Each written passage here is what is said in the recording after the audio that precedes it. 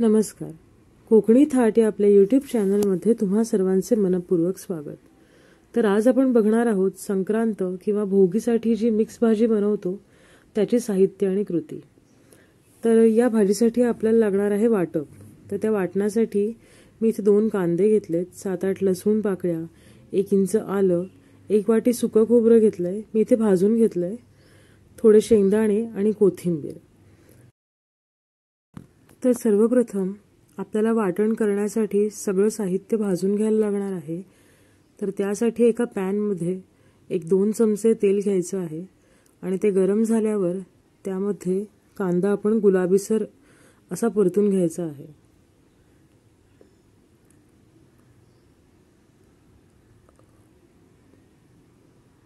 कांदा मंद आचेवरती व्यवस्थित शिजवून घ्यायचा आहे आणि कांदा शिजत असतानाच आपण त्याच्यामध्ये लसूण आणि आलं सुद्धा घालून ते व्यवस्थित परतून घ्यायचं आहे.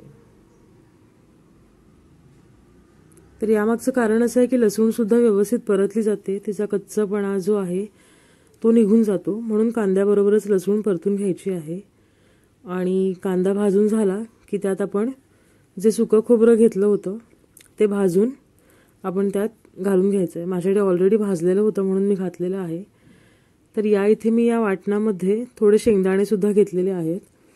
तर भोगी किंवा संक्रांतीची जी भाजी करतो त्यामध्ये शेंगदाणे आणि तीळ यांचा समावेश केला जातो असं एक शास्त्र आहे. मला वाटपामध्ये शेंगदाणे तेवढे आवडत नाहीत म्हणून मी शास्त्रापुरते अगदी थोडेसे शेंगदाणे घेतलेले आहेत. तर इथे आपण बघू शकता की आपलं वाटप भाजून झालेलं आहे. तर अशा प्रकारे वाटप भाजून झालं की गॅस बंद करून त्याच्यामध्ये कोथिंबीर घालायची आहे आणि कोथिंबीर घालून झाली की जे वाटणाचं साहित्य आपण भाजून घेतलंय ते थंड करून घ्यायचं आहे. तर त्यासाठी मी एका पसरट ताटामध्ये हे सगळं भाजलेलं मिश्रण काढून घेते. आता व्यवस्थित गार झाल्यावर एका मिक्सरच्या भांड्यामधून हे सगळं वाटण फिरवून घेऊ आपण. ते करताना मी थोडे तीळ पण टाकते याच्यामध्ये, कारण जसं सांगितलं तसं की संक्रांत आणि भोगीच्या भाजीमध्ये तीळ आणि शेंगदाणे यांचा आवर्जून वापर केला जातो. तर जरासं पाणी घेऊन अगदी गंधासारखं बारीक असं वाटण आपल्याला करून घ्यायचं आहे. तर तुम्ही बघू शकता की इथे आपलं वाटणसुद्धा तयार झालेलं आहे. तर आता भाजीसाठी कोणकोणत्या भाज्या घ्यायच्या, तर ज्या सीझनल भाज्या आहेत किंवा ज्या तुम्हाला आवडतात त्या भाज्या तुम्ही घेऊ शकता. यामध्ये शक्यतो वांगी, बटाटे, डांबे म्हणजे शेवगाच्या शेंगा, ओले मटार, हरभरे, गाजर, वालपापडी, त्यानंतर भुईमुगाच्या शेंगा असतील तर, किंवा रात्रभर पाण्यात भिजवून शेंगदाणे सुद्धा घेतलेले चालतात, गाजर आणि ओले हरभरे हे सुद्धा आपण या भाजीमध्ये घालू शकतो. तर भाजी करताना सर्वप्रथम एका पसरट भांड्यामध्ये किंवा कढईमध्ये तेल गरम करून घ्यायचं आणि तेल गरम करून झालं की त्याच्यामध्ये जो आपण वाटलेलं वाटप आहे ते व्यवस्थित परतून घ्यायचं आहे. तर व्यवस्थित परतून घ्यायचं म्हणजे किती, तर त्या वाटणाला प्रॉपर तेल सुटलं पाहिजे इतकं आपल्याला व्यवस्थित परतून घ्यायचं आहे. मंद आचेवरती अगदी तेल सुटेपर्यंत व्यवस्थित वाटण परतून घ्यायचं. गॅस अजिबात मोठा करायचा नाहीये. आता बऱ्यापैकी तेल सुटायला लागलंय वाटपाला. तर आता अशा वेळी आपण त्यात हळद, लाल तिखट हे तिखटासाठी घातलंय, त्यानंतर काश्मीरी मिरचीचं सुद्धा पावडर टाकली आहे रंगासाठी म्हणून. हे सगळं एकजीव करून घ्यायचं.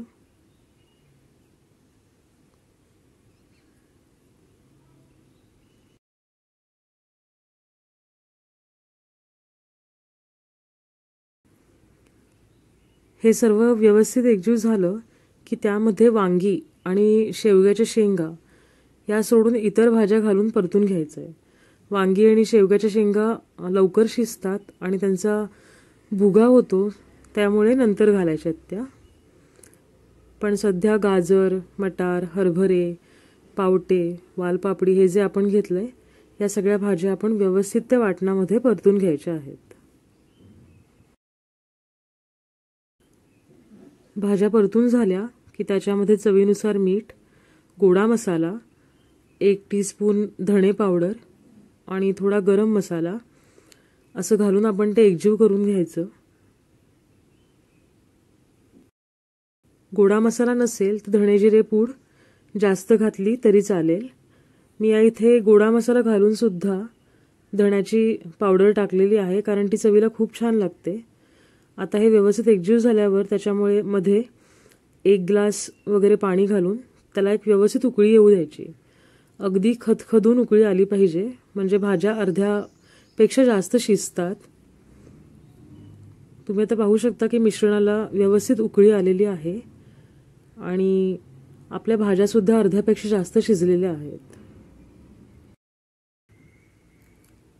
गरम मसाला आणि गोडा मसाला आपण भाज्यांमध्ये आधीच घातलेला आहे आणि तो मुरल्यामुळे ना खूप छान सुगंध येतो या भाजीचा. आता भाजी जराशी एकत्र करून घ्यायची आणि आता यात आपण वांगी आणि ज्या शेवग्याच्या शेंगा आहेत त्या घालून भाजी एकजीव करायची आहे आणि आवश्यक वाटलं तर थोडं पाणी घालायचं आणि व्यवस्थित शिजू द्यायची आहे भाजी.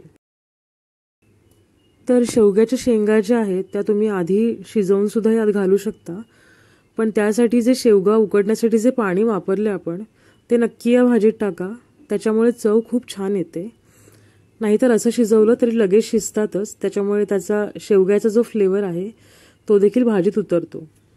तर आत्ता इथे मी एक थोडं पाणी म्हणजे मिक्सरमध्ये जे वाटप केलं होतं त्याला जरासा विसळा मारून पाणी इथे घालून घेतलेलं आहे आणि थोडे भाजलेले तीळ पण घातलेत, कारण भोगीची भाजी आहे.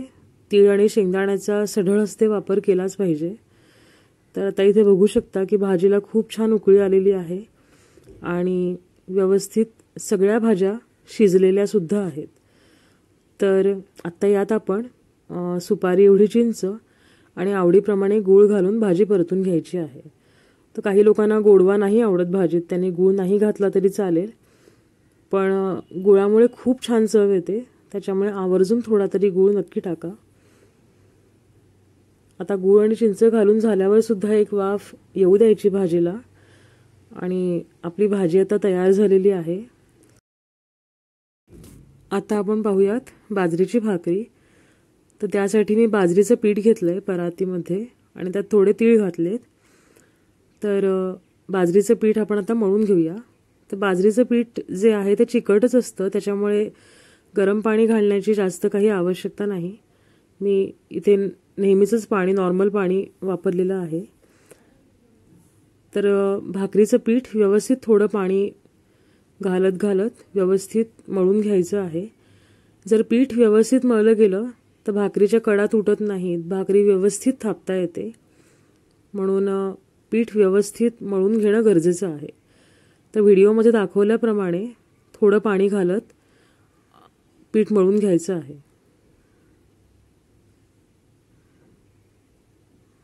तर पीठ जास्त मऊ नाही मळायचं आणि अति घट्ट पण नाही मळायचं, अगदी मध्यम ह्याच्या कन्सिस्टन्सीमध्ये पीठ मळून घ्यायचं आहे.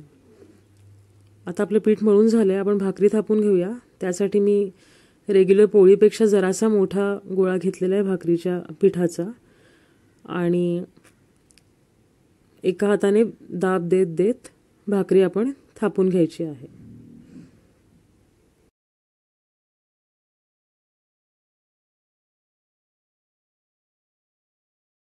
तर भाकरी करताना नेहमी बाजूबाजूने प्रेस करत भाकरी करून घ्यायची. जर मध्येच आपण दाब देत राहिलो तर कडा जाड होतात आणि मधून भाकरी पातळ होते. तर त्यासाठी भाकरी थापतानाच कडेकडेने थापत यावी, म्हणजे ज्या बाजूच्या कड्या आहेत त्या पण मधल्या भागासारख्याच व्यवस्थित पातळ किंवा एक समान होतात. तर व्हिडिओत दाखवल्याप्रमाणे भाकरी व्यवस्थित थापून घ्यावी. संक्रांतीच्या काळामध्ये मिक्स भाज्या खाण्याचं एक मेन कारण म्हणजे थंडीच्या वेळी सीझनल भाज्या खूप येतात आणि अगदी हिरव्यागार वाटणाऱ्या भाज्या आपल्या व्यवस्थित पोटात जाव्यात, हे या मिक्स भाजी करण्यामागचं कारण. आणि बाजरी ही गुणधर्माने उष्ण असते, त्याच्यामुळे थंडीच्या काळामध्ये अंगामध्ये उष्णता राखण्याचं काम बाजरी करते, त्यामुळे बाजरीची भाकरीसुद्धा आवर्जून केली जाते. तर या इथे आपली भाकरी थापून झालेली आहे. तवा व्यवस्थित गरम झाला की भाकरी आपण त्यावर टाकून घ्यायची आहे. तर भाकरी टाकताना जी आपण पिठाची बाजू म्हणजे जी खालची बाजू आहे थापताना असलेली ती बाजू वर आली पाहिजे अशा रीतीने तव्यावर टाकायची आणि लगेच तिला पाणी लावून घ्यायचं, म्हणजे भाकरीला फोडी येत नाहीत. तर या भाकरीवर सुद्धा आपण थोडे तीळ पसरवून घ्यायचे आहेत आणि हे पाणी सुकत आलं की आपण भाकरी पलटून घ्यायची आहे. भाकरी पलटल्यावर गॅस मोठा करायचा आणि ही जी बाजू आहे ती व्यवस्थित पूर्णतः शेकू द्यायची.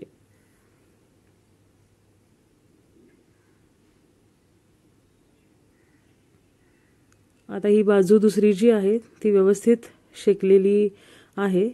आता भाकरी पलटली की भाकरी व्यवस्थित फुगते, शेकली जाते.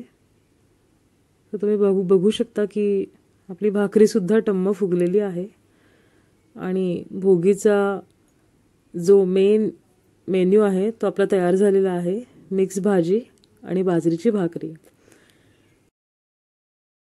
गुणधर्माने पौष्टिक, शरीराला खूप चांगला असा हा भोगी किंवा संक्रांतीचा आपला मेन्यू तयार आहे.